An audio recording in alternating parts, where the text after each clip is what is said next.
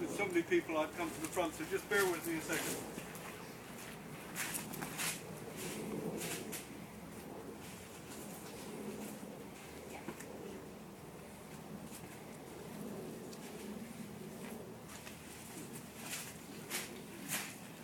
So as we move away from the early spring flowering clematis, we then come to the large single and semi-double and double ones. So let me share some thoughts about these ones. With the early large flower clematis, which will be flowering in your gardens from sometime during May, some will flower through the summer, particularly some of the new ones, which I'll share with you in a moment. Others will flower during May, June, maybe July, maybe rest then the summer, maybe you'll get a few flowers in the fall.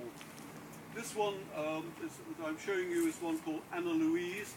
Anna Louise is named after my second daughter.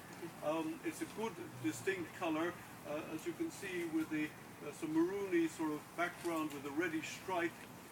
So a good sized flower, about so I have to get back into centimeters. So it's about 10 centimeters or maybe up to 15 centimeters in width. A really good flowering plant, and that looks fantastic if you're able to grow ceanothus in your garden, and I see that Gary has some here. Then it looks fantastic with blue ceanothus. So that one is called Anna Louise. Did you hear the name? That's Anna Louise at the back. There's a plant that we introduced a few years ago, not quite meeting some of our criteria, because with our new clematis we want them to flower up or down their stems. But bourbon is the most incredible color, as you can see.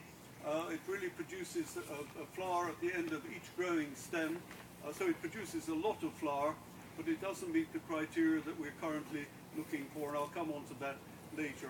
But a really good, strong color. Again, that will mix with any wall train shrub. I like to grow the large flower clematis through other wall train shrubs. That gives them some protection, so the flowers don't get too damaged if it's going to be very wet and windy like it was yesterday here. So bourbon is good value for money, flowering during May, June, July, resting in the heat of the summer, and then producing some fall flowers as well. So that is clematis bourbon.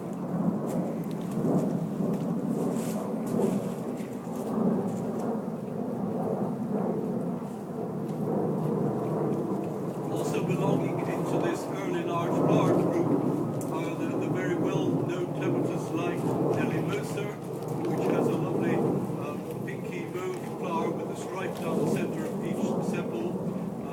That's good value. President is a well-known older cultivar, and likewise is Clematis Lazarstone. Those have a slightly more limited flowering period than some of the new ones that we're currently developing, but they're still good value if you like some of those older varieties.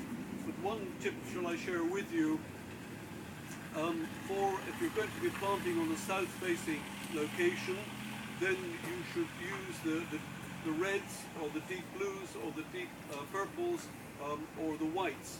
They will retain their color quite well, and in fact if it's a very sunny location, then some of the reds will turn almost a blackish red, so the color becomes deeper.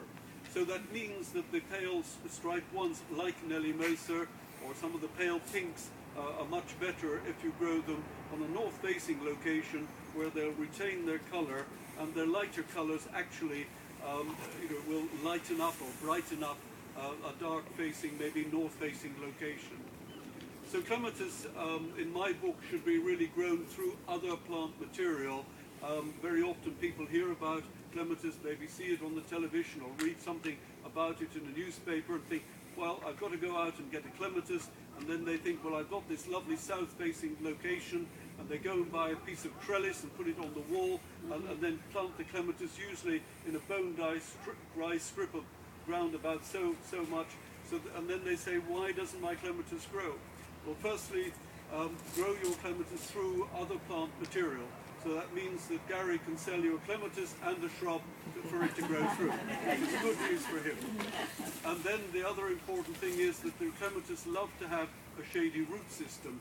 So you can use slabs if you wish, but I prefer to use other plant material. So this is why I brought some of these plants in. So if you're planting out in a garden location, you can use petunias, which are quite fun. It gives you that early color and early flower. You can use this super foliage geranium, which I think is rather charming. That's low and it's quite a shallow rooted plant. You can grow the lovely Virginias, all useful plants for shallow rooted, for giving that shade to the root system of the clematis.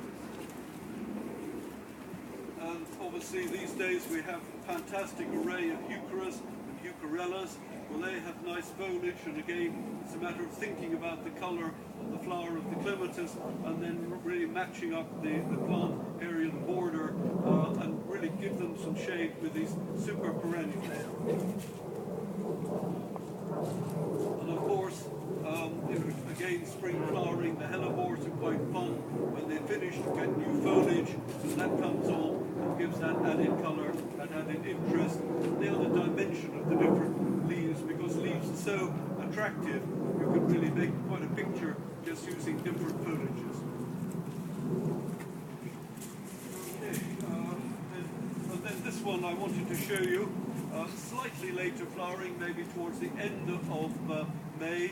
This is one called Rosemore that we launched in 2004, part of the Royal Horticultural Society's bicentennial plant collection. Rosemore has a deep red flower, very good indeed, will grow up to just over 2 meters in height, producing a massive flower almost from sort of mid-May, early June, right almost through the summer. So that's really good value. So a good dark color, ideal again for that south-facing location.